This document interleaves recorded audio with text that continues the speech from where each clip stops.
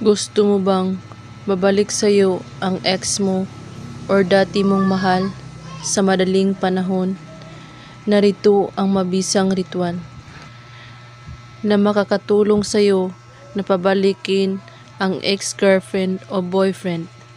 Ang spell na ito ay magpaalis ng galit sa kanyang puso at pabalikin ang dating pagmamahal sa'yo.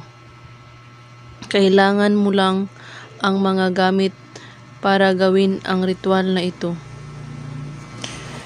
Una, picture ng partner or ex. Isang manika or walang manika ay pwedeng clay, gawing manika. At pulang kandila, isang pulang tela, bulaklak na rosas, kahit anong kulay.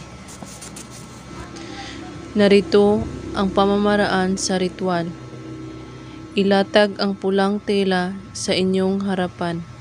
Tapos, itali ang picture ng partner mo or ex sa manika gamit ang pulang pantali at ilagay sa pulang tela na nakalatag sa sahig.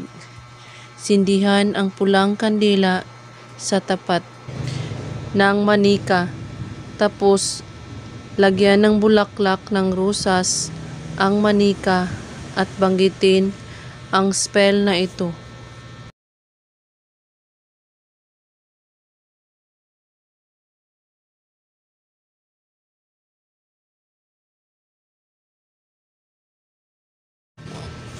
Pagkatapos banggitin ang spell, iihip sa manika at balutin ang manika sa pulang tela at maghanap ng isang malaking kahoy at ilibing mo ito mismo sa tapat ng malaking kahoy.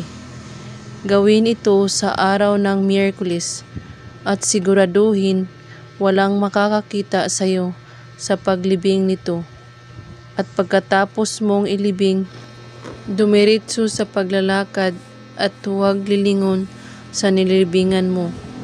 At kung may katanungan po kayo, ay magko-comment lang po.